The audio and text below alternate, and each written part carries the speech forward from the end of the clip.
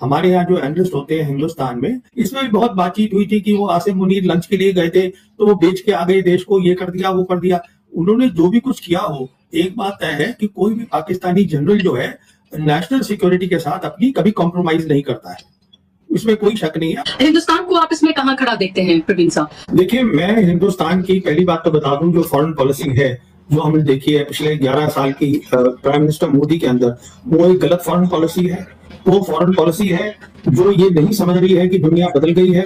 और जहां तक बदलाव का ताल्लुक है, मैं कोई बदलाव नहीं देख रहा हूं। बिल्कुल हमारा नुकसान होगा इसमें, मैं तभी बदलाव नहीं देख रहा हूं क्योंकि हमारे लिए हमने तय कर लिया है कि हमें ग्लोबल नॉर्थ के साथ ही खड़ा होना है। जहां लग रहा था कि ये वर्ल्ड वॉर 3 की शक्ल लेने वाला है, अब तो कुछ बड़ा होगा, रशिया और चीन तो पहले से ही ईरान के साथ हैं, नॉर्थ कोरिया भी है, तो लोगों को लगा था कि वर्ल्ड वॉर 3 बस अब होने ही जा रही है, और फिर चंद घंटे बाद पूरी सिचुएशन बदल गई। इन चंद घंटों में यही हुआ है कि जो डोनाल्ड ट्रंप जब प्रेशर पे आए हैं तो उन्होंने पहले से ही सोच के रखा था कि मैं ये एक लिमिटेड एक्शन करूंगा, ये लड़ाई खत्म नहीं हो जाएगी, ईरान लड़ाई में कभी भी हारेगा नहीं, और बहुत ताकतें हैं जो ईरान को बैक करेंगी।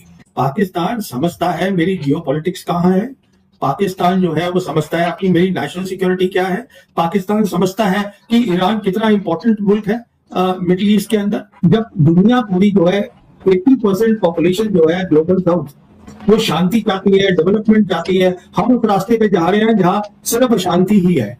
इजराइल का तो मैं ज्यादा बोलता भी नहीं हूँ, वो तो इन एनी केस जो है इजराइल इज वन कंट्री जिसको सब मुस्लिम और अरब कंट्रीज को कंडेम करना चाहिए for the genocide that they are doing in Gaza.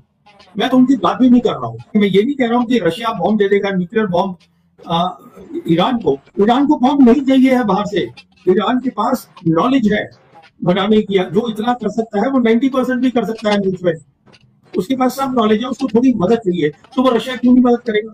Russia उनकी मदद